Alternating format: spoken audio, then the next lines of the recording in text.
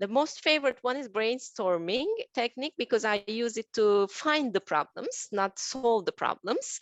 And I ask them, if you are thinking about, for example, climate change, what kind of problems can you think of? So they start to mention the problems. So the brainstorming is a good technique to figure out the problems in my courses.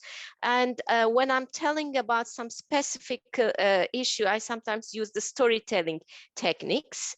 And to solve problems, for problem solving, I usually do the 6 hat methodology because it helps us to see the different viewpoints of a problem, and it helps us to solve the problem from looking at from different perspectives. My favorites are the motivation videos, brainstorming, and 5 whys. I'm really a fan of digital design sprints. I think just coming up with these 3 clear frameworks of saying, what's your problem definition? So what are your ideas? What kind of solutions can be created? I think this is a very flexible tool. You can apply it in very different contexts and still you're successful with it. So that's one of my favorites. The other thing is an excellent method to create and evaluate ideas at the same time is a so-called spider meeting, where you have this web of a spider, and then you are assessing the ideas there, and then you can prioritize them, and they all are visible for the whole time of the session. I think that's a great tool to create and assess ideas at the same time. And the third one, any kind of mapping. So for example, when it comes to problem maps, or I really like to apply this method of a political poster where you put actors on certain axes and then you can find out, okay, who are our supporters, who are our enemies, so to speak, and to get in a very short amount of time a clear idea of a problem or of a situation which you have to solve, which is interesting for me when it comes to communication and target group development or the analysis of a certain situation from the view of a journalist. I think creativity methods that work quite well are methods where people have to work together in a common document and get inspired through seeing what the others write.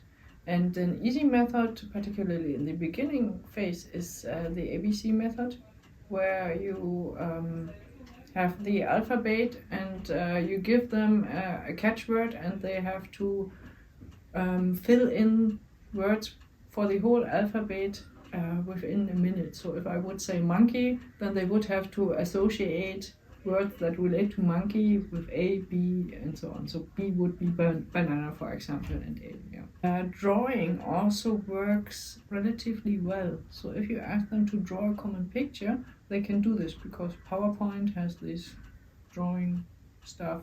So most of the programs that we use, they have this. Also the whiteboards. Or in the later phase where they then really work on scenarios, like making storyboards, or the flower method where they have to describe specific scenarios. They also work relatively well online. Das hatte ich vorher schon kurz erwähnt. Also Design Sprints finde ich immer ganz klasse. Ich mag das Toolset von Design Thinking sehr gerne. Und was ich aus meinem gestalterischen ersten Studium mitnehme, auch Moodboards und Konzeptboards zu erstellen. Also durch Bilder gewisse Ideen visualisieren, finde ich, hilft immer ganz, ganz arg. 3 Favoriten, ja, also ich denke, Brainstorming ist schon sehr effektiv. Ich gucke jetzt zwischendurch auch mal auf meine Liste. Was sicher auch eine tolle Methode ist, ist die sogenannte Umkehrmethode. Bei der Umkehrmethode, da definiere ich, was ich machen muss, um das Gegenteil zu erreichen. Also beispielsweise, ich will konzentriert für meine Bachelorarbeit lernen. Was muss ich tun, um das zu fördern? Also mache ich die Umkehrmethode. Was tue ich, um an meiner Bachelorarbeit um möglichst zu versagen? Das wäre jetzt die Umkehrmethode. Und dann kann ich mir ja überlegen, wie ich mich am besten ablenke und was ich am besten mache, um auf keinen Fall dazu zu kommen, dass ich an meiner Bachelorarbeit schreibe. Das ist eine sehr effektive Methode, weil indem ich das Gegenteil nochmal überspitzt analysiere, komme ich dann, wenn ich das dann am Ende wieder umkehre, auf sehr gute Lösungsmöglichkeiten. Eine andere tolle Methode sind sogenannte Wissenslandkarten.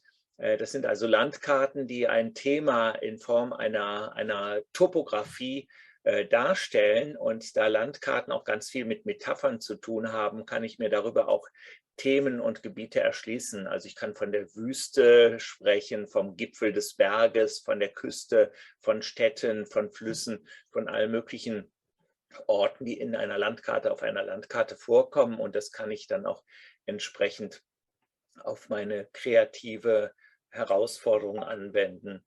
Ja, dann gibt es noch das Design Thinking als größere Methode.